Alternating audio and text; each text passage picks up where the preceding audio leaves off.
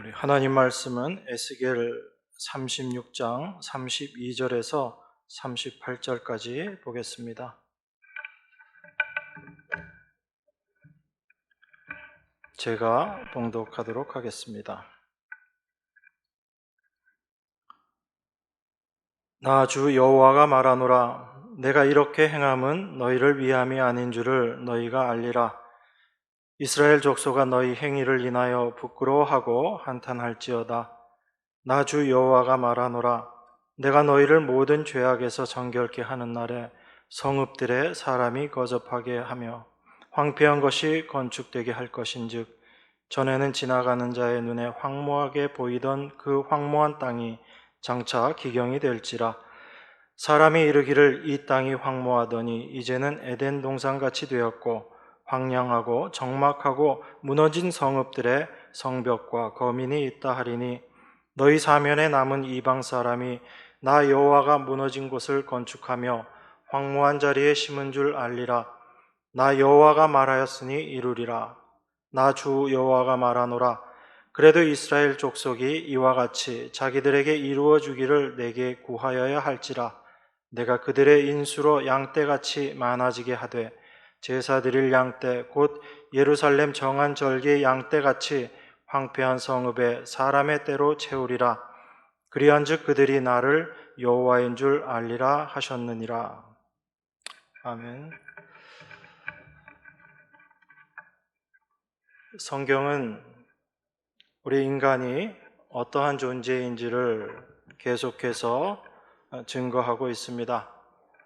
범죄한 인간이 얼마나 불가능하고 무능력한 존재인지를 성경은 증거하고 있습니다.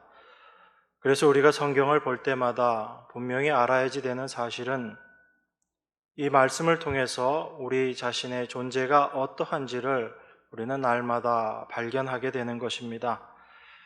죄로 말미암아 타락해버린 인간은 내 모습이 어떠한지 알지 못합니다. 그리고 자기 자신만을 위해서 자기중심적인 삶을 살기 때문에 내 안에 있는 본질이 어떠한지를 깨닫지를 못하지요. 그래서 그 하나님의 말씀은 우리 안에 들어오셔서 책망하시고 우리의 모습이 어떠한지 깨닫게 하시는 것입니다. 그래서 평생을 자기의 뜻과 자기의 생각을 가지고 살아가는 인간의 마음 가운데 하나님의 말씀이 임하게 되면 그것이 곧 내 안에서의 싸움으로 나타나게 되는 겁니다. 우리의 어두워진 그 감추어진 부분들이 드러나게 되고 나의 뜻이 하나님의 뜻과 얼마나 다른지를 우리가 알게 되는 거죠. 그래서 내 힘, 내 능력으로 하나님이 말씀하신 그 생명 가운데 갈 수 없음을 알게 되고 내가 심판의 존재임을 깨닫게 됩니다. 그것이 내 안에서 발견되어질 때 이제 우리 마음 가운데 하나님을 찾고자 하는 마음이 생기는 거죠.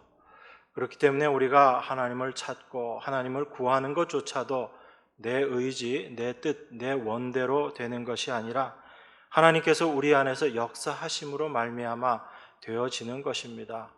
그래서 하나님께서 택하신 자들을 부르신다라고 할 때 그 부르심에 우리가 네 하고 대답해서 나아가는 것이 아니고 그 나아가는 발걸음조차도 하나님께서 우리 마음 가운데 우리의 마음을 움직여 주심으로 말미암아 우리가 하나님 앞에 나아갈 수 있는 것입니다. 그런데 우리가 하나님을 안다라고 하면서도 거기에 많이 실족합니다.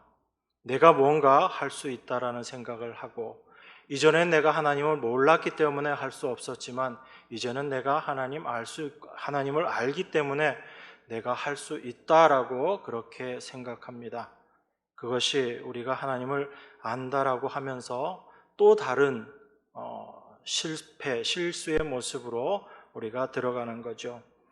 하나님께서 아담과 하와를 에덴 동산에서 쫓아내실 때 에덴 동편 그곳을 그룹들과 두루 도는 화영검으로 그 생명나무길을 지키게 하셨다라고 말씀합니다. 그것은 바로 하나님께서 생명나무로 나오는 그 길을 막아버리셨다라는 이야기예요. 하나님께서 막아버린 그 길을 우리 인간의 힘으로 절대로 갈 수 없습니다. 근데 하나님께서 왜 그것을 막으셨는가? 바로 타락해버린 우리 인간이 그 죄된 본성을 가지고 영생을 산다라는 것, 그것 자체가 가장 불행한 모습이기 때문에 하나님께서 그것을 막으신 거죠. 그리고 우리가 갈 수 없는 그 길을 하나님께서 새롭게 생명나무로 향하는 길을 만드신 것이 바로 당신의 아들 예수 그리스도를 통해서 우리에게 허락하신 길입니다. 그래서 이 세상에 그 어떤 누구도 갈 수 없는 그 길을 예수 그리스도를 통해서만 가능하게 된 것입니다. 그래서 예수님께서 내가 길이요 진리요 생명이다, 나로 말미암지 않고는 아버지께로 올 자가 없다라고 우리 주님께서 말씀하신 것은 그 예수 그리스도의 십자가, 예수 그리스도를 통과하지 않고는 우리가 결코 생명나무에 이를 수 없다라는 것을 말씀하고 있는 것입니다. 이것은 단지 하나님을 알지 못했던 자들이 하나님을 알게 되는 정도를 이야기하는 것이 아니고, 하나님의 백성들은 날마다 그 예수 그리스도의 십자가를 통하지 않고서는 참된 생명 대신 예수께로 나아갈 수 없는 것이고 하나님 앞으로 나아갈 수 없다라는 것을 우리에게 말씀하고 있는 겁니다. 그렇기 때문에 하나님의 백성들은 지금 어떤 위치, 어느 곳에 있든지 십자가를 통하지 않고는 하나님을 알 수 없다라는 거예요. 그래서 우리들의 날마다의 삶 가운데 그 십자가를 바라보는 삶만이 참된 생명나무 안에 그 생명나무를 먹고 사는 삶이다라는 것을 우리가 분명히 알아야지 됩니다. 거기에서 우리들이 많이 실수를 하게 되는 거죠. 이 타락한 인간의 본성이 어떠한가를 성경은 계속 이야기하고 있죠. 인간이 범죄하고 나서, 아담과 하와가 범죄하고 나서 가인과 아벨의 이야기가 나옵니다. 그 가인이 동생 아벨을 쳐 죽이죠. 왜 죽입니까? 내가 열심히 하나님 앞에 제사 드렸는데 그거 하나님께서 받아주지 않으셨다라는 거죠. 무엇이 부정당한 것 때문에 가인이 마음이 상했던 건가요? 자기의 열심입니다. 하나님 앞에 제사 드렸던 자기의 열심이 하나님 앞에 인정되어지지 않자 그는 자기 동생을 죽이는 것으로 자기의 마음을 나타내는 거죠. 인간의 죄성이 그렇게 나타나는 겁니다. 하나님께서 그 가인과 아벨을 통해서 우리에게 보여주신 것은 하나님이 받으시는 그 생명의 온전한 모습은 우리의 힘과 노력으로 만들어내는 것이 아니고 어린 양 예수 그리스도의 피만 의지하는 그 어린 양이 제사로 드려지는 그것만을 하나님께서 받으시겠다라는 것을 우리에게 지금 보여주고 있는 겁니다. 그런데 우리가 계속 그것을 놓치는 거예요.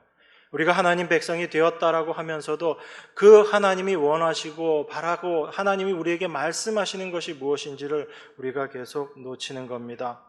그러한 인간의 모습을 창세기 6장 5절에서는 여호와께서 사람의 죄악이 세상에 관영함과 그 마음의 생각의 모든 계획이 항상 악할 뿐임을 보시고 라고 말씀하십니다. 이게 인간의 모습이거든요. 그 마음의 생각과 모든 계획이 항상 악한 것이 우리들의 본질이라는 거예요. 이것이 변하지 않는 인간의 본성이라는 겁니다. 우리가 이걸 자꾸 기억하지 못합니다. 이렇게 죄악이 관영한 세상 가운데 하나님께서 심판을 하시죠. 물로 심판을 하십니다. 그리고 그 심판 가운데 건져낸 노아의 가족들을 통해서 이 세상에 또 사람들이 퍼져나가는데 그 퍼져나간 번성한 사람들이, 그 인간들이 했던 일이 무엇인가 우리는 잘 알고 있죠. 바벨탑 세우는 겁니다. 그 홍수 심판을 겪고 나서 그 이후에 인간의 모습들이 이전의 모습과 달라진 것이 하나도 없다라는 거예요. 여전히 그들은 내가 하나님처럼 높아지리라, 저 꼭대기까지, 그 꼭대기가 하늘에 닿게 해서 이제 그 심판에서 우리가 다 벗어나야지 되겠다라는 그런 마음으로 스스로를 하나님처럼 생각하고 그 모습으로 되어 있는 것이 인간의 모습이라는 겁니다. 하나님처럼 높아지려는 그 교만, 그것이 우리 안에 여전히 있는 죄된 본성임을 알아야지 됩니다. 이러한 세상 가운데서 하나님께서 아브라함을 부르시고 그 가족들을 통해서 하나님께서 한 민족을 세우시죠. 그게 이스라엘입니다. 그 이스라엘을 하나님께서 어디로 들여보내세요? 하나님께서 애굽에 들여보내시는 거예요. 이스라엘이 자기의 발로 걸어간 것이 아니라 하나님께서 이스라엘을 애굽으로 들여보내시는 겁니다. 그 애굽에서의 삶을 통해서 그 애굽에서의 삶이 얼마나 허망한 것인지를 알게 하시는 거죠. 그래서 그들 마음 가운데 하나님을 찾고자 하는 부르짖음이 나오게끔 하나님이 하시는 거예요. 하나님께서 애굽에 집어넣으시고 그 애굽에서의 삶이 어떠한 것인지를 알게 하시고 그 애굽에 있는 모든 사람들은 그곳이 좋다, 평안하다라고 살고 있지만 하나님의 백성은 그곳이 불편할 수밖에 없게 하나님께서 역사하시는 거예요.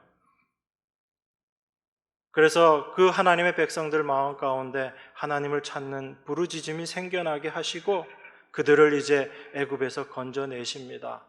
그 건져내시는 모습이 홍해를 건너게 하시고 그리고 광야 40년을 지나게 하시고 하나님께서 약속하셨던 그 가나안 땅으로 하나님께서 들여보내시는 거죠. 그 가나안 땅은 하나님께서 아브라함을 불러내실 때 이미 약속하셨던 땅입니다. 그곳으로 하나님께서 보내시는 거예요.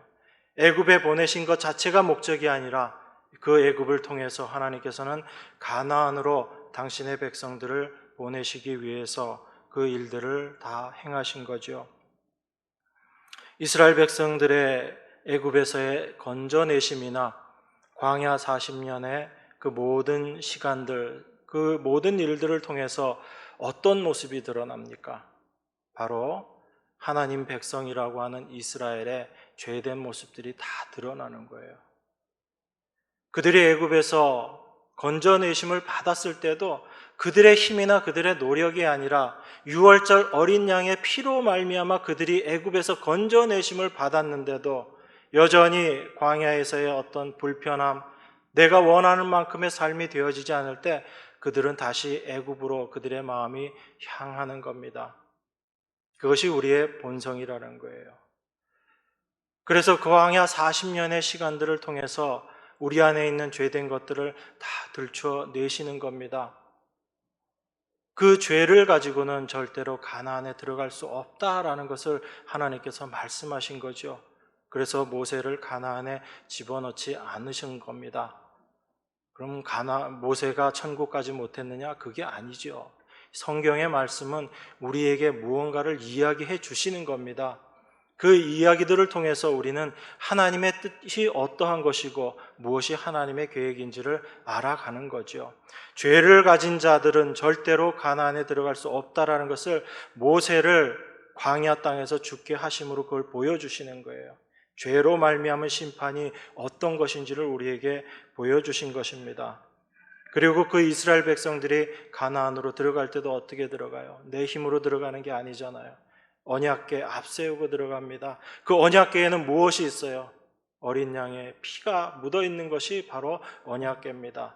예수 그리스도의 십자가가 앞장서서 이스라엘 백성들이 가나안에 들어가는 겁니다. 그 가나안에서의 삶이라는 것은 이제 내 힘으로 살아가는 삶이 아니고 우리는 하나님의 은혜로 말미암아 이곳에 들어오게 되었고 그 하나님의 은혜로 말미암아 나는 존재하는 자다라는 것을 증명하는 것이 바로 가나안에서의 삶이거든요.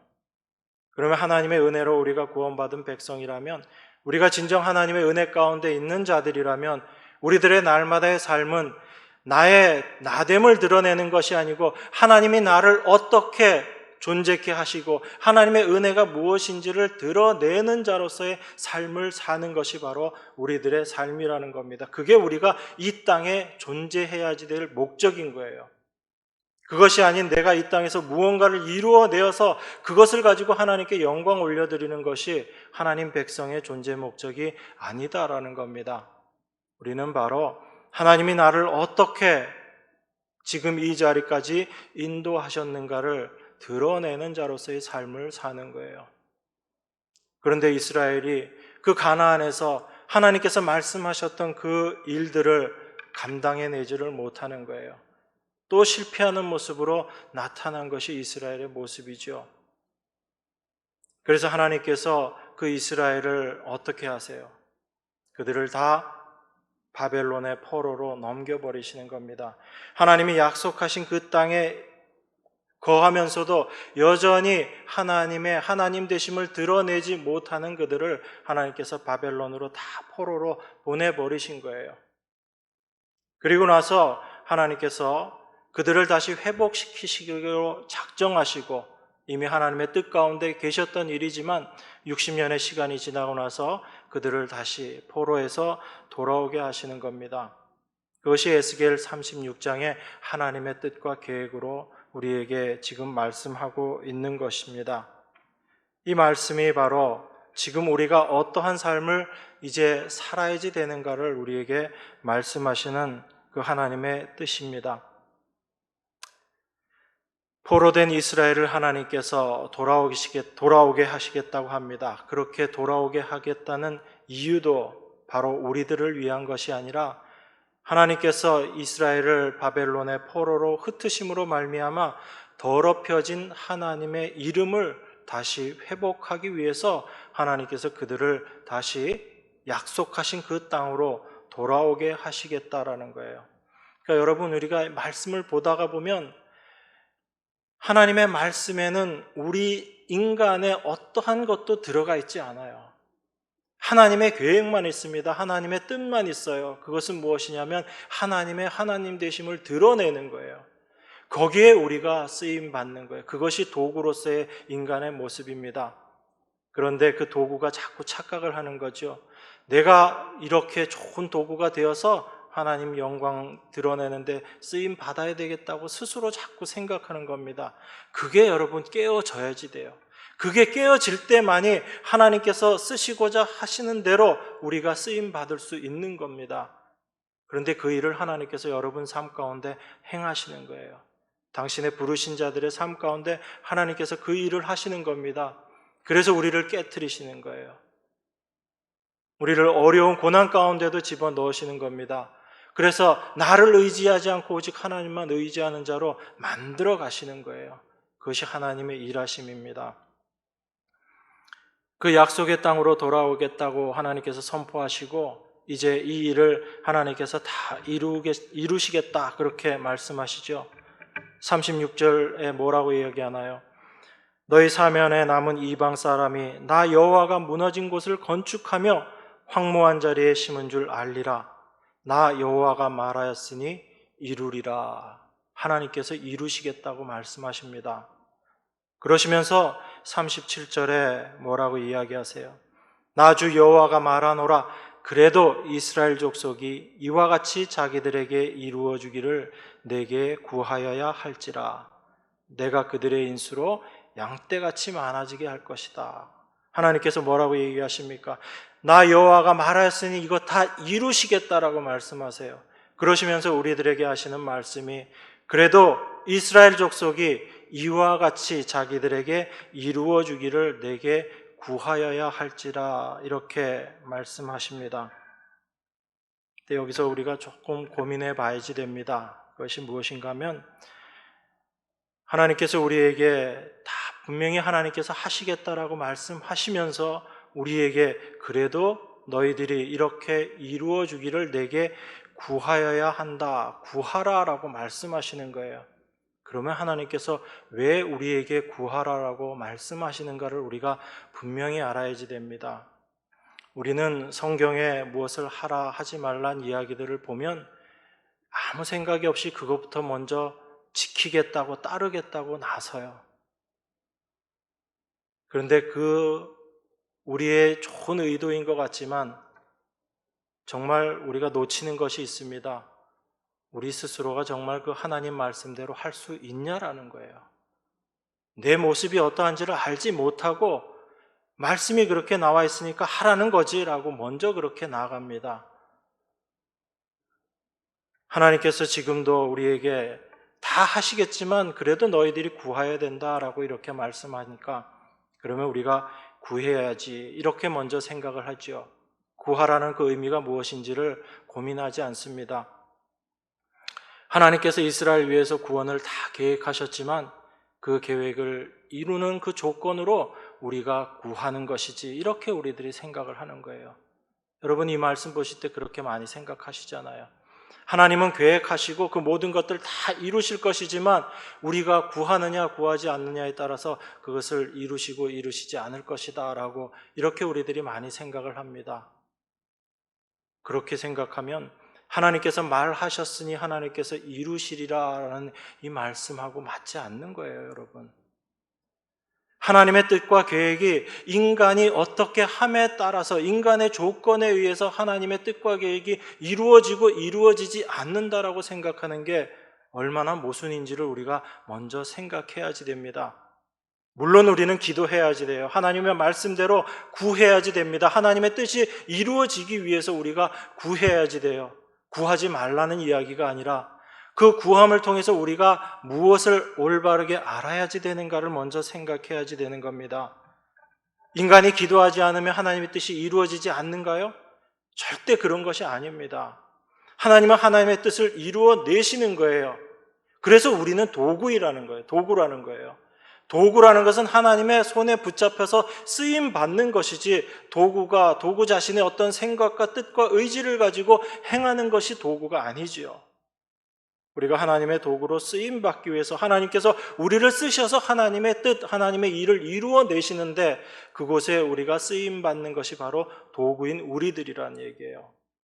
그것은 우리가 기도하지 않고 우리가 구하지 않는다고 해서 하나님께서 이루어 주시지 않는다라는 것이 아니고 우리가 기도함을 통해서 이 일이 하나님께서 말씀하신 대로 이루어진 것이구나를 우리로 하여금 깨닫게 하시기 위해서 하나님께서 이 말씀을 하시는 거예요. 하나님께서 모든 것을 하나님이 말씀하신 대로 이루어 나아가실 것이지만 우리가 그 일에 대해서 기도하지 않는다면 우리는 그 일을 통해서 하나님께서 일하셨다라는 것을 깨닫지 못하고 알지 못하고 인정하지 못하는 거예요. 여러분 앞에 어떤 일들이 닥쳤을 때 그것을 위해서 우리는 하나님께 기도해야지 됩니다. 그런데 우리는 가끔 이렇게 기도하죠. 어떤 일을 가지고 여러분 기도하세요? 여러분들이 할 수 있는 일을 갖고 기도하세요? 할 수 없는 일을 가지고 기도하세요? 여러분 기도할 때는 늘 내 힘으로는 할 수 없다라고 생각되어지니까 그제서야 기도하시죠. 저도 마찬가지예요. 그런데 그렇게 기도하는 우리 마음 가운데 어떤 생각이 있는 거예요? 이만큼은 내가 할 수 있으니까 내 힘으로 하고 내가 할 수 없는 요만큼은 하나님께 내가 기도해서 하나님께서 이것을 이루어 주시기를 바라는 마음으로 우린 기도하는 거잖아요. 여러분 그건 기도가 아닙니다. 그거는 그저 내 욕심, 내가 원하는 것 이거 이루기 위해서 내 힘으로 할 수 없으니까 하나님께 부탁해서 하나님 앞에 요구해서 하나님 이거 좀 들어주세요. 내 뜻 좀 이루어주세요 라고 이야기하는 내 안에 있는 욕심을 충족시키기 위한 것밖에 안 되는 거예요. 그건 성경에서 이야기하는 기도가 아닙니다, 여러분. 하나님께서 우리에게 기도하라 하시는 것은 우리가 기도함을 통해서 그 일을 하나님께서 약속하시고 다 이루시겠다라고 하시고 분명히 하나님께서 이루어내실 텐데 우리의 기도를 통해서 하나님은 그 일이 우리의 힘, 능력이 아니라 하나님의 말씀대로 이루어졌다라는 것을 우리로 하여금 깨닫게 하시기 위해서 기도하라라고 하시는 거예요. 하나님께 기도하지 않고 우리가 어떤 일을 이루어내면 분명히 그거 하나님이 하신 일인데 우리들은 어떻게 생각할까요? 내가 한 걸로 생각하죠. 교만해질 수밖에 없습니다. 그게 우리의 모습인 거예요. 그래서 우리는 내가 할 수 있는 일은 기도하지 않고 내가 할 수 없다라고 생각되는 일만 기도하는 거예요. 그런데 그리스도인의 삶은 그거 아니거든요. 내가 할 수 있는 일, 내가 할 수 없는 일이 따로 없는 거예요. 우리의 삶 자체가 하나님의 손에 잡혀서 하나님의 뜻대로 살아가지는 삶이거든요. 내가 내 힘대로 살아가는 삶이 아니다라는 겁니다. 내 힘이라는 것 자체가 아예 없는 거예요. 어떤 일에 대해서? 하나님의 일에 대해서는. 세상 일에 대해서는 내 힘이 얼마든지 작용할 수 있습니다. 열심히 애써서 뭔가를 얻을 수도 있어요. 그렇지만 하나님의 일이라는 것은 나는 아무것도 할 수 없는 거예요. 그 일에 대해서는 우린 철저하게 불가능하고 무능력한 존재라는 겁니다. 그래서 성경에 우리의 인간의 죄성과 그 불가능과 무능력을 이야기할 때 세상 사람들이 그걸 받아들이지 않는 거예요. 내 힘대로, 내 능력으로 할 수 있는 것들이 이렇게 많은데 왜 아무것도 할 수 없다라고 이야기하는가? 그렇게들 생각하는 거죠. 이 세상에서 사는 세상 사람들은 그 세상의 일을 자기 열심으로 이루어낼 수 있어요. 그렇지만 하나님의 백성은 그 삶 자체가 하나님의 손에 잡혀서 살아가는 삶이기 때문에 이제 세상 일과 하나님의 일이라는 구별 자체도 없어지는 겁니다. 그래서 내 삶의 모든 것들이 하나님의 뜻 가운데서 되어지는 삶이고 그 삶 가운데 이루어지는 모든 일들이 하나님의 함께 하심으로 되어지는 일들이라는 걸 우리가 자꾸 고백하게 되는 거예요. 우리의 삶을 살아가면서. 그래서 우리의 평생의 삶이 기도의 삶이 되는 겁니다. 내 뜻대로가 아닌 하나님의 뜻대로 되기를 원합니다라는 그 기도의 삶의 모습으로 우리가 살아가게 되는 거죠. 그렇기 때문에 하나님께서 지금 이스라엘에게 구하라라는 이 의미, 너희가 구해야 할지니 라고 말씀하시는 것은 우리가 구해야지 그것을 이루어 주시겠다는 그 뜻이 아니라 우리의 구함으로 말미암아 그것이 되어진다는 그런 의미도 아니고 하나님께서 그 일을 다 행하실 것을 우리가 기도를 통해서 하나님이 일하셨음을 확인하게 될 것이다 라는 것을 우리에게 지금 말씀하고 계시는 거예요. 그래서 에스겔 37장 14절에서는 이렇게 말씀하고 있는 겁니다. 내가 또 내 신을 너희 속에 두어 너희로 살게 하고 내가 또 너희를 너희 고토에 거하게 하리니 나 여호와가 이 일을 말하고 이룬 줄을 너희가 알리라. 나 여호와의 말이니라. 하나님께서 분명히 말씀하시죠. 이 모든 일들을 이루시고 나서 우리 이스라엘에게 구하라라고 말씀하시고 나서 그 모든 일들 하나님께서 이루실 텐데 그리고 나서 하나님께서 그것들을 다 이루고 나면 우리가 알게 되는 것이 바로 여호와 하나님께서 이 일을 말하고 이룬 줄을 너희가 알게 될 것이다 라고 말씀하시는 겁니다. 이것이 구하라라고 말씀하신 그 목적이에요. 하나님께서 이스라엘을 이렇게 그 바벨론에 포로된 자들에게서 다시 불러내셔서 하나님께서 그 고토로 다시 다 데리고 오시는 겁니다. 이 모든 일을 하나님께서 다 행하시는 거예요. 그래서 하나님의 백성들로 하여금 그곳에서 이제 하나님의 은혜가 무엇인지를 분명히 드러내는 삶을 살게 하시는 것입니다. 그런데 어때요? 우리가 알고 있는 이스라엘의 모습은 그렇게 하나님께서 다시 그들을 불러내시고 그곳에서 살게 하셨지만 여전히 그들은 하나님의 은혜를 알지 못하고 자기의 뜻을 세우는 그 삶의 모습으로 살아가고 있는 겁니다. 그게 우리들의 모습인 거예요. 그래서 인간의 본질이 어떠한지를 성경은 계속해서 우리에게 보여주고 있는 겁니다. 하나님께서 이스라엘을 다시 고토로 불러들이실 때 어떻게 하시겠다고 하나님께서 말씀하세요. 그게 에스겔 36장 25절에서부터 나와 있습니다. 제가 25절부터 28절까지 봉독하겠습니다. 맑은 물로 너희에게 뿌려서 너희로 정결케 하되 곧 너희 모든 더러운 것에서와 모든 우상을 섬김에서 너희를 정결케 할 것이며 또 새 영을 너희 속에 두고 새 마음을 너희에게 주되 너희 육신에서 굳은 마음을 제하고 부드러운 마음을 줄 것이며 또 내 신을 너희 속에 두어 너희로 내 율례를 행하게 하리니 너희가 내 규례를 지켜 행할지라. 내가 너희 열조에게 준 땅에 너희가 거하여 내 백성이 되고 나는 너희 하나님이 되리라. 하나님께서 이스라엘을 열국 중에서 다시 취해서 그들의 고토로 들어가게 하시겠다라고 말씀하십니다. 그리고 그들을 어떻게 하나님께서 인도하시고 어떻게 만들어 가시겠는가? 맑은 물로 너희에게 뿌려서 너희로 정결케 하되 곧 너희 모든 더러운 것에서와 모든 우상을 섬김에서 너희를 정결케 할 것이며 그렇게 말씀합니다. 하나님의 백성들, 하나님께서 이제 고토로 불러오신 하나님의 백성들의 삶 가운데 되어질 일들을 하나님께서 우리에게 지금 말씀하고 계시는 거예요. 어떻게 하시겠다고 얘기하세요?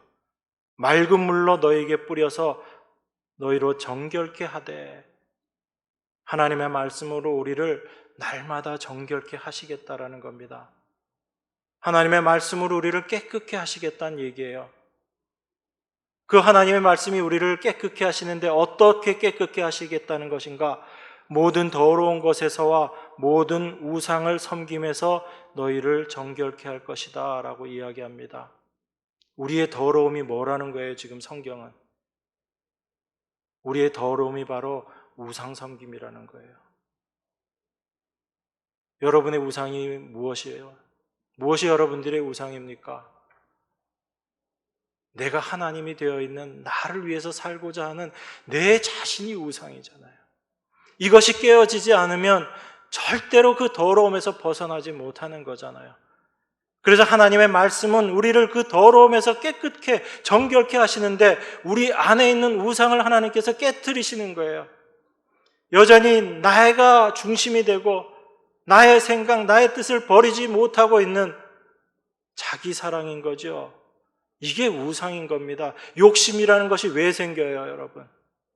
나를 위한 것이 욕심이잖아요. 무엇을 입을까, 무엇을 먹을까, 왜 이런 마음들이 생기는 거예요? 나의 존재 때문입니다. 내가 살아야지 된다는 거죠. 나라는 우상을 하나님께서 깨뜨리시는 거예요. 그 내가 중심이 된 삶에서 벗어나게 될 때 우리 인간은 참 자유를 얻게 됩니다. 세상은 어떻게 생각해요? 나를 위해서 모든 것을 다 모으면 내가 정말 평안해지고 내가 자유로워질 것이라고 생각하는 게 세상의 모습이에요. 그게 자기 자신이 우상되어서 살아가고 있는 세상의 모습인데 하나님의 말씀은 우리에게 어떻게 이야기합니까? 그 우상, 내가 우상이 되어서 사는 그 삶의 모습, 그 우상이 하나님의 말씀으로 깨어지게 될 때 우리가 참된 평안 가운데 거하게 될 것이다 라고 말씀하시는 거예요. 하나님의 말씀은 이렇게 우리를 깨트리시는 겁니다. 그래서 이 더러움에서 우리를 깨끗게 정결케 하시는 거예요. 그 우상 섬김에서 너희를 정결케 하겠다라고 하나님께서 말씀하십니다. 그래서 하나님의 말씀은 늘 우리에게 어떻게 다가올 수밖에 없어요. 좌우의 날성검으로 우리에게 다가올 수밖에 없는 겁니다. 여러분들을 위로해주는 그런 말씀으로 여러분들 자꾸 하나님 말씀 보지 마세요. 말씀을 보면서 여러분 위로받으려고 하지 마시고 그 말씀으로 말미암아 내 존재가 어떠한지 내 존재가 깨어짐에 감사하는 모습으로 가세요. 그 모습 속에서 진정한 위로를 여러분들이 받을 수가 있습니다.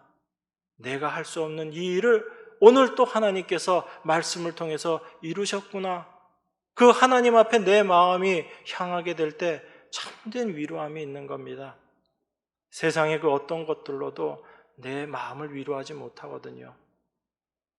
하나님께서 우리 삶 가운데 그 일을 행하시는 거예요. 그래서 우리 안에 새 영을 두고 새 마음을 우리에게 주시고 우리의 육신에 굳은 마음들을 제하고 부드러운 마음으로 만들어 주시는 겁니다. 하나님이 이 일을 우리 안에서 역사하세요. 그 새 영, 그분이 바로 그 부드러운 마음이고 우리에게 굳은 마음을 제하여 주시는 하나님의 온전하심이 우리 안에서 역사하게 되는 것입니다. 그래서 내 신을 너희 속에 두어 너희로 내 율례를 행하게 하리니 너희가 내 규례를 지켜 행할지라 이렇게 말씀합니다. 그러면 여러분 내 율례를 행하는 것, 내 규례를 지키는 것, 하나님의 율례, 하나님의 규례, 하나님의 말씀을 지키는 게 어떤 걸 것 같아요? 하나님께서 이거 해라라고 얘기하니까 그거 열심히 지키는 게 우리가 하나님 말씀 율법을 지키는 건가요? 진정한 율법 지킴은 바로 하나님의 이 말씀으로 말미암아 나의 우상이 깨어져서 하나님의 마음으로 우리가 점점 되어지는 것, 그 하나님의 마음을 알아가는 자로 되어지는 것, 이게 바로 율례를 지켜가는 거예요. 이걸 깨닫지 못하고 형식적인 말씀 지켜 나아가는 것을 율법을 지키는 것, 하나님의 말씀을 지키는 것이라고 다들 오해해버린 겁니다. 거기에는 어떤 마음이 있는 거예요? 내 안에 새 영이 들어왔으니까 이제 내가 할 수 있다라고 생각하는 겁니다. 그게 하나님의 말씀을 오해했던 이스라엘의 모습이잖아요. 예수님께서 오셔서 뭘 보여주신 거예요? 하나님 말씀 열심히 지키고 있던 그 이스라엘에게 예수님께서 오셔서 너희들이 그렇게 열심을 가지고 하나님 말씀 지킨다고 하지만 그것이 바로 하나님 앞에 불순종한 모습이다라는 것을 예수님께서 오셔서 우리들에게 보여주셨잖아요. 이스라엘에게 그걸 보여주셨잖아요. 그런데 여전히 우리는 그 이스라엘이 잘못했던 그 실패의 모습을 쫓아가고 있는 거예요. 왜 그런가 하면 그게 바로 우리 안에 있는 본성이기 때문에 그래요. 끊임없이 내가 뭔가를 하지 않으면 만족하지 못하는 거예요. 내가 뭔가 이루어내야지 나는 그것으로 만족하는 것이지, 하나님의 일하심만을 바라보면서 감사합니다라고 할 수 없는 것이 바로 우리 죄된 인간의 본성이기 때문에 그래요. 그래서 예수님께서 오셔서 하나님 말씀 열심히 지키고 있었다라고 생각하고 있던 그 이스라엘을 다 깨트려 버리시는 거잖아요. 이스라엘이 왜 이렇게 율법을 열심히 지키는 민족으로 다시 바뀌었죠? 그들이 바벨론에서 포로되었다가 다시 돌아오고 나서 그들이 생각한 거예요. 우리가 왜 포로가 되었던가? 하나님 말씀 지키지 않았기 때문이다 라고 그들이 생각한 거죠. 그래서 하나님 말씀 그대로 우리 열심히 잘 지켜서 하나님 백성으로 살아보자라고 생각한 겁니다. 그래서 하나님 율법을 형식적으로 다 지켜보자라고 해서 나왔던 사람들이 바리새인들이죠. 구별된 자라고 생각하는 그 바리새인들이 열심히 율법 지켰던 거예요. 그런데 그들에게 예수님께서 오셔서 너희들이 지금까지 했던 그 모습, 하나님께 순종하는 모습이 아니고 오히려 불순종의 모습이다라고 예수님께서 말씀하신 거예요. 그들의 행위가 얼마나 하나님 앞에 죄된 모습인지를 예수님께서 다 들춰내 버리신 거죠. 겉으로 어떻게 행함이 율법 지킴이 아니다라는 것을 예수님께서 보여주시는 거죠. 인간의 행함이 아닌 하나님의 영이 그 안에 들어오셔서 그분이 행하시는 것만이 하나님 받으시는 하나님의 일이다라는 것을 우리에게 말씀하시는 겁니다. 그래서 이 이스라엘의 실패한 모습을 사도 바울이 로마서에서 이렇게 이야기합니다. 로마서 10장 2절 3절 한번 보겠습니다.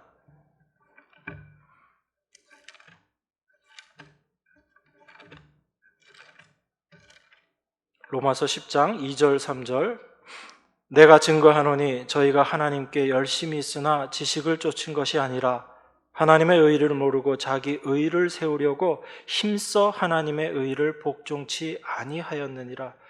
이게 사도 바울이 이스라엘에 대해서 내린 평가예요. 열심이 없었나요? 그들 가운데 하나님 뜻대로 살고자 하는 그런 마음이 없었나요? 다 있었어요. 그런데 사도는 이스라엘을 어떻게 이야기합니까? 내가 증거하노니 저희가 하나님께 열심히 있으나 지식을 쫓은 것이 아니다.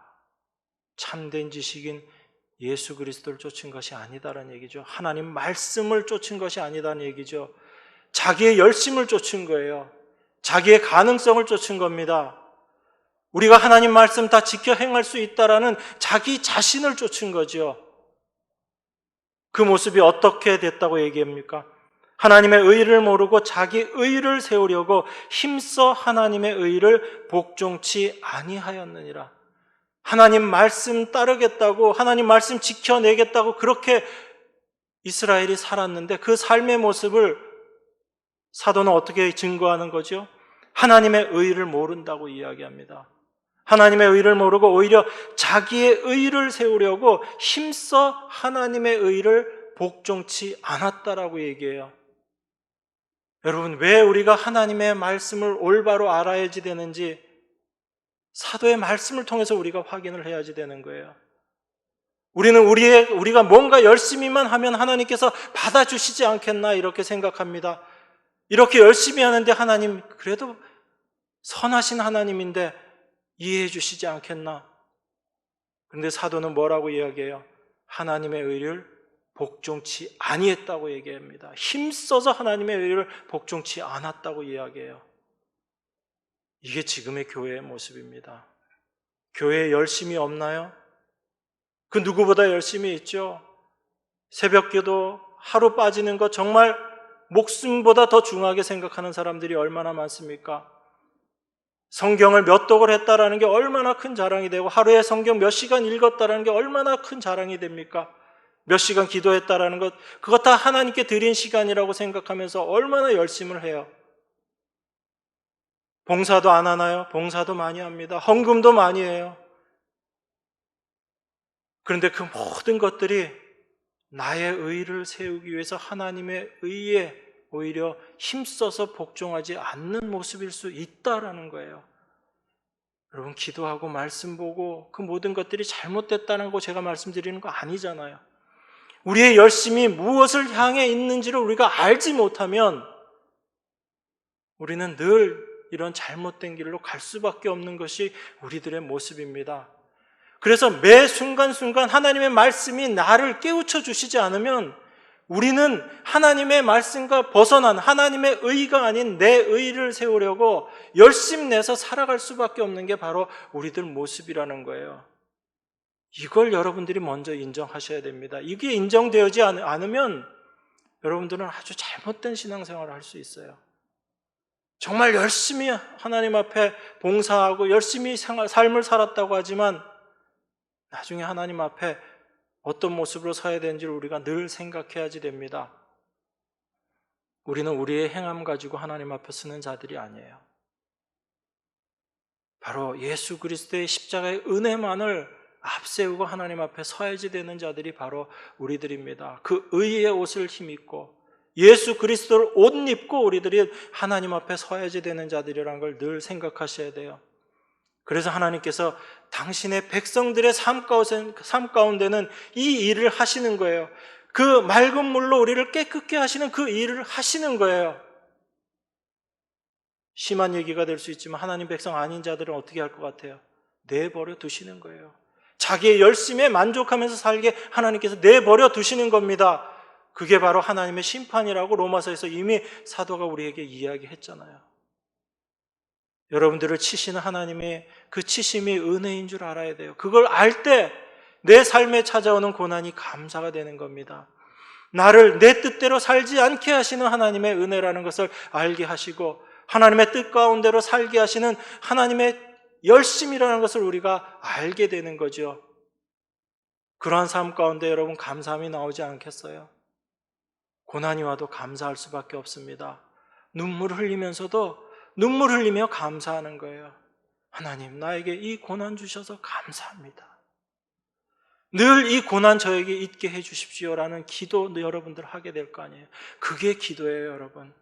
내가 원하는 것 이루어 주세요라고 하는 그게 기도가 아니고 하나님만 의지하는 자로 살아가게 해 주십시오라고 하는 것이 기도예요. 내 자신의 능력이 부정되어지는 그 삶의 모습이 바로 기도의 모습인 겁니다. 여러분, 어떻게 우리가 하나님의 은혜를 받은 자가 되었습니까? 로마서 9장 30절 32절은 이렇게 이야기합니다. 그런즉 우리가 무슨 말하리요? 의를 쫓지 아니한 이방인들이 의를 얻었으니 곧 믿음에서 난 의요. 의의 법을 쫓아간 이스라엘은 법에 이르지 못하였으니 어찌 그러하뇨? 이는 저희가 믿음에 의지하지 않고 행위에 의지함이라. 부딪힐 돌에 부딪혔느니라. 기록된 바 보라, 내가 부딪히는 돌과 거치는 반석을 시온에 두노니 저를 믿는 자는 부끄러움을 당치 아니하리라 함과 같으니라. 우리들이 어떻게 구원받았는지를 여러분 생각하셔야지 됩니다. 하나님이 어떻게 우리를 부르셔서 하나님 백성으로 삼으셨는지 우리가 알아야지 돼요. 그래서 사도가 이스라엘에게 이야기하는 거잖아요. 우리가 무슨 말 하리요? 의를 쫓지 아니한 이방인들이 의를 얻었으니 곧 믿음에서 난 의요. 우리의 의는 믿음으로 말미암은 것입니다. 그 믿음은 예수님께서 모든 것들을 하나님의 뜻을 다 십자가에서 이루셨음을 믿는 그 믿음으로 말미암은 의예요. 그런데 이 믿음조차도 누가 주신 거예요? 내가 믿어야지 해서 믿는 것이 아니고 하나님께서 우리에게 그 믿음을 허락하심으로 말미암아 하나님의 말씀이 믿어진 거잖아요. 인간의 믿음은 하나님의 말씀을 믿을 수가 없습니다. 하나님이 주신 믿음만이 하나님의 말씀을 믿을 수가 있어요. 우리가 믿음으로 말미암은 그 의를 얻었다라고 이야기합니다. 그런데 의의 법을 쫓아간 이스라엘은 오히려 그 법, 하나님의 말씀 가운데 이르지 못했다고 이야기해요. 왜 그렇습니까? 저희가 믿음에 의지하지 않고 행위에 의지했기 때문이다 라고 이야기합니다. 어느 위치에 있든지 어떤 상황에 있든지 우리는 믿음으로 살아가는 자들이에요. 내 행위, 나를 의지하면서 살아가는 자들이 아니다라는 이야기입니다. 우리의 믿음은 내가 아닌 주님을 바라볼 때, 그 주님만을 의지할 때 그것을 믿음이다라고 이야기하죠. 행위를 쫓아가게 되면 믿음을 의지하지 않는 자다라는 이야기입니다. 그 이스라엘이 어떻게 되었는가? 행위에 의지함으로 말미암아 부딪힐 돌에 부딪혔다라고 이야기합니다. 그리고 구약의 말씀을 인용하는데, 보라, 내가 부딪히는 돌과 거치는 반석을 시온에 두노니 저를 믿는 자는 부끄러움을 당치 아니하리라 함과 같으니라. 이스라엘이 부딪힐 돌에 부딪혔다라고 사도가 이야기해요. 그 부딪힐 돌이 누굽니까? 예수 그리스도시죠. 내가 부딪히는 돌과 거치는 반석을 시온에 두노니 저를 믿는 자는 부끄러움을 당치 아니하리라. 부딪히는 돌, 거치는 반석, 예수 그리스도입니다. 예수 그리스도께서 십자가에서 이루신 일이에요. 예수님께서 십자가에서 다 이루셨다라고 말씀하신 바로 그 하나님의 일입니다. 그 예수님을 이 세상에 부딪히는 돌과 거치는 반석으로 하나님께서 주셨다라고 이야기해요. 그러니까 여러분 잘 보셔야지 됩니다. 예수님은 이 세상에 오히려 예수님을 잘 믿게 하기 위해서 예수님을 이 세상에 주신 것이 아니고, 예수로 말미암아 자기 행위를 의지하는 자들에게는 예수님이 바로 거치는 돌이 되는 거예요. 부딪히는 반석이 되어버리는 겁니다. 이스라엘이 어떻게 되었다는 얘기예요? 자기의 행위를 의지함으로 말미암아, 그 예수님을 믿지 않았다는 얘기는 그 예수님으로 말미암아 자기의 행위가 다 부정되는 것을 받아들일 수 없다라는 얘기가 된 거죠. 그래서 오히려 예수님으로 말미암아 그들이 하나님께 나아가지 못하는 것들이 다 드러나 버린 거예요. 하나님의 뜻을 예수님께서 다 이루셨다는 그것, 바로 나의 행위가 완전히 부정되어지는, 인간의 행위는 그 어떤 것도 인정되어지지 않는 그 자리, 그것이 바로 십자가의 자리잖아요. 그런데 사람은 그걸 용납 못하는 거예요. 특별히 종교인들은 그게 받아들여지지 않는 거예요. 나의 열심이 부정되어지는 자리, 인정되어지지 않는 겁니다. 나의 행위가 부정되어지는 자리, 용납이 안 되는 거예요. 그래서 행위를 쫓아간 이스라엘에게는 예수님이 오히려 무엇이 된 거예요? 부딪히는 돌과 거치는 반석이 되어버린 겁니다. 그런데 그걸 하나님께서 주신 거예요. 이스라엘의 죄악됨을 들춰내시기 위해서. 그래서 그 반석으로 말미암아 깨어진 이스라엘은 내 모습이 어떠한지를 알고 이제 하나님께로 나오는 자들이죠. 사도가 그 자들을 바로 약속의 자녀라고 말씀하잖아요. 그래서 육신적 이스라엘이 아니다라고 얘기하시는 거잖아요, 사도가. 겉으로 드러나는 것이 아니다라고 말씀하시는 겁니다. 내 본질이 어떤지가 하나님 말씀으로 인해서 깨어지고, 그 깨어짐을 통해서 하나님의 뜻을 올바로 알게 되는 자들만이 하나님께로 나아가게 되는 거죠. 이것이 바로 이스라엘의 모습이었습니다. 이것을 지금 우리 삶 가운데 우리가 경험하는 거예요. 그래서 우리는 날마다 깨어져야지 되는 겁니다. 하나님 말씀 앞에 우리는 늘 깨어지는 자로 세워질 수밖에 없는 거예요. 우리가 하나님 앞에 구해야지 된다라는 의미를 우리가 다시 생각해 봐야지 됩니다. 기도하면 하나님께서 이루어 주시고, 기도하지 않으면 이루어 주지 않는다라는 게 아니라, 바로 하나님께서 말씀하신 그 일을 통해서 우리가 기도함으로 말미암아 이 모든 것들이 내 뜻이 아닌 하나님의 뜻이 온전히 이루어짐을 우리가 확인하는 거죠. 그 확인하는 과정이 바로 나의 교만을 깨닫게 하시고, 나의 불가능을 깨닫게 하시고, 나의 무능을 깨닫게 하시는 겁니다. 예수님께서 제자들하고 산에 올라가셨다가 내려오셨을 때 복음서에 보면 그 사건이 있죠. 귀신 들린 아이를 데리고 왔는데 산 밑에 있던 제자들이 그 귀신을 쫓아내질 못합니다. 그래서 예수님께서 그 귀신 들린 자를 꾸짖으시고 그 귀신을 쫓아내시고 나서 말씀하신 게 있죠. 예수님이 그 귀신을 쫓아내고 나니까 제자들이 물어봅니다. 우리는 어찌해서 그 귀신을 쫓아내지 못했습니까? 그렇게 제자들이 물어볼 때 예수님이 뭐라고 말씀하시냐면 기도 외에 다른 것으로는 이런 유가 나갈 수 없다라고 말씀하세요. 우리는 이 말씀도 오해하죠. 기도해야지 됩니다. 기도하면 하나님께서 능력 주셔서 그 능력 가지고 귀신 쫓아낼 수 있습니다. 그러니까 우리 기도해야지요. 이렇게 생각합니다. 예수님이 과연 그 말씀하신 걸까요? 너희가 기도 안 했다. 그걸 이야기하는 게 아니죠. 무엇이 기도인지를 예수님께서 다시 우리에게 말씀하시는 겁니다. 기도라는 건 뭐라고 이야기했어요? 나를 의지하지 않고 하나님을 의지하는 것, 이게 바로 기도다라고 말씀드렸잖아요. 왜 이 제자들이 그 귀신 들린 아이에서 귀신을 쫓아내지 못했어요? 그 전에 제자들이 그 일을 못했습니까? 예수님이 이전에 제자들을 각 지역으로 보내서 주의 나라를 전파하게 했을 때 그들이 귀신도 쫓아내는 일들을 다 했었잖아요. 그런데 왜 이 귀신 들린 아이에게서 귀신을 쫓아내지 못했어요? 하나님을 의지한 게 아니라 자기를 의지한 겁니다. 어떤 자기를 의지한 거예요? 이전에 귀신을 쫓아내었던 자기 자신을 의지한 거예요. 내가 이전에 귀신도 쫓아냈었는데 그 생각을 하고 아무리 귀신을 쫓아내려고 해도 귀신이 쫓겨나가지를 않는 거예요. 주님은 지금 우리에게 그걸 말씀하시는 겁니다. 형식적인 기도를 했느냐 하지 않았느냐를 말씀하시는 것이 아니라 너희가 지금 무엇을 의지하고 누구를 의지하고 있는가를 우리에게 지금 말씀하시는 거예요. 그래서 기도 외에는 절대로 이런 유가 나갈 수 없다라는 걸 말씀하는 겁니다.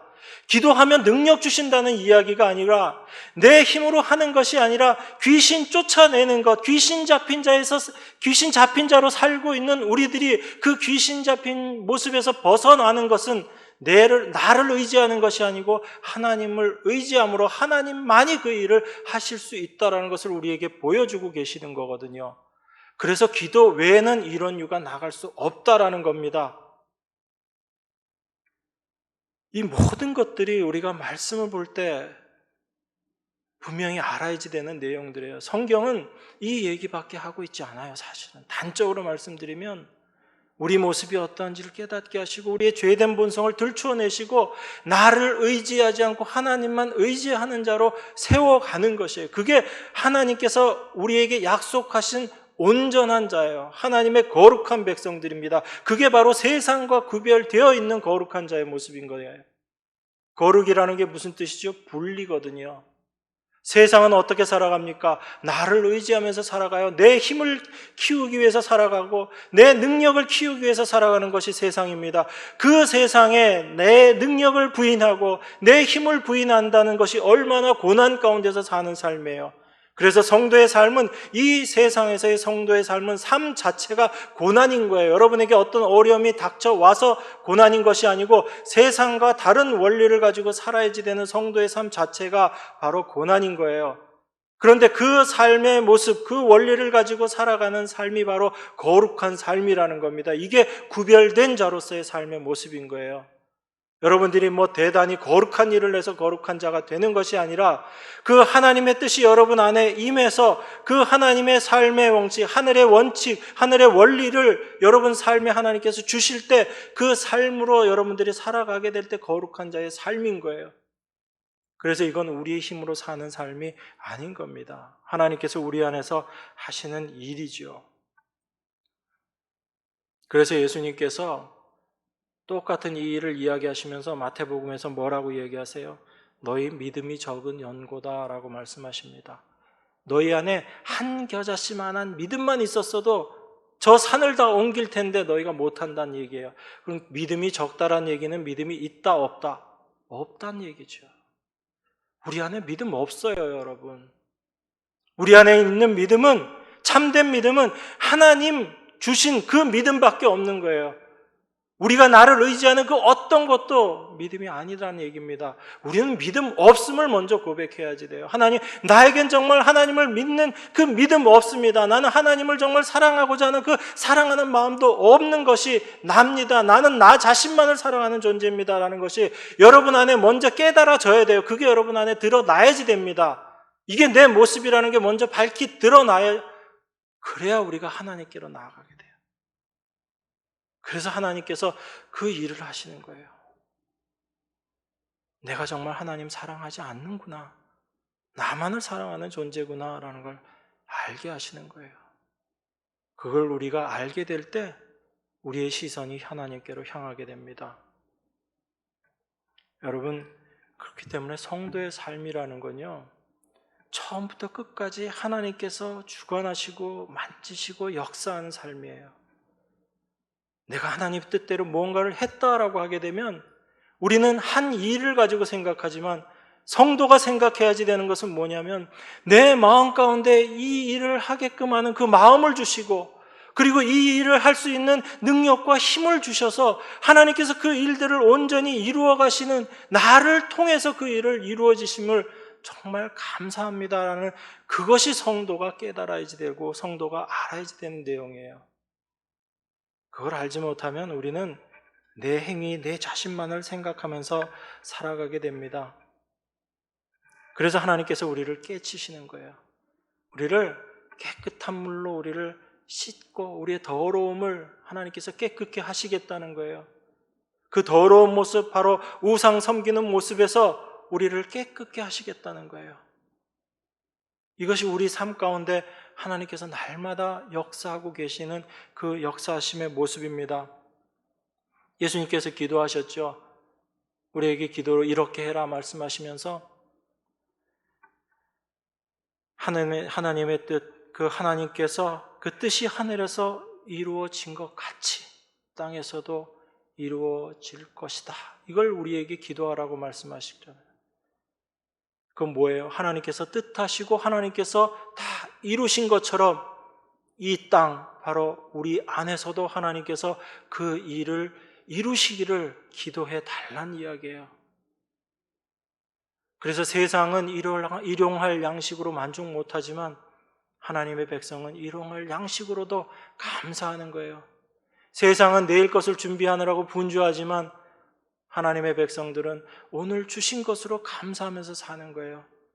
내일의 삶조차도 하나님께서 함께 하시는 삶이기 때문에 그 하나님만이 참 생명임을 알기 때문에 내가 지금 죽더라도 생명이 내 안에 있으므로 그 생명이 나와 함께함으로 나에겐 모든 것이 만족합니다라는 그 삶을 살 수 있기 때문에 그렇습니다. 여러분, 이게 바로 하나님께서 우리에게 내가 다 할 것이지만 그래도 너희가 구하여야 한다라는 하나님의 말씀의 의미예요. 우리 힘으로는 아무것도 할 수 없다라는 것, 이걸 하나님께서 우리에게 보여주심으로 말미암아 내가 진정 무능한 존재임을 알게 될 때 우리는 이제 눈이 뜨여져서 하나님의 일하심을 보게 되는 겁니다. 그리고 하나님의 뜻만이 이루어짐을 알게 되는 거죠. 그렇게 될 때 여러분, 이제는 우리가 어떤 열심으로 어떤 노력으로 무엇을 한다 하더라도 그 모든 일들 가운데 이게 내 일이 아니라 바로 하나님의 일이었음을 고백하게 되는 자가 되는 겁니다. 그게 사도 바울의 고백이었잖아요. 나 된 것이 하나님의 은혜다. 이게 사도의 마지막 고백이었습니다. 나에게 일할 수 있는 형편과 조건 주신 것, 이것 자체가 감사합니다. 이것이 우리들의 참된 소망이 되어야지 돼요. 이렇게 될 때 우리는 늘 감사할 수 있습니다. 그리고 우리는 늘 기뻐할 수 있고요. 그것이 우리들의 날마다의 기도하는 삶이 될 수 있습니다. 여러분, 하나님께서 이렇게 말씀하십니다. 나 여호와가 말하였으니 이루리라. 그리한즉 그들이 나를 여호와인 줄 알리라. 여러분 삶 가운데 이 하나님을 날마다 경험하시는 은혜가 있기를 주님의 이름으로 축원합니다. 기도하겠습니다. 하나님 아버지 감사합니다. 우리가 무엇을 이루었던, 우리 안에 어떤 소망이 있던 그 모든 것이 하나님께서 저희들에게 주신 은혜인 줄 이 시간 고백합니다. 하나님이 뜻하시고 하나님께서 온전케 하시고 완성하신 그 모든 것들 가운데 우리의 기도와 간구로 함께하게 해주심을 감사드립니다.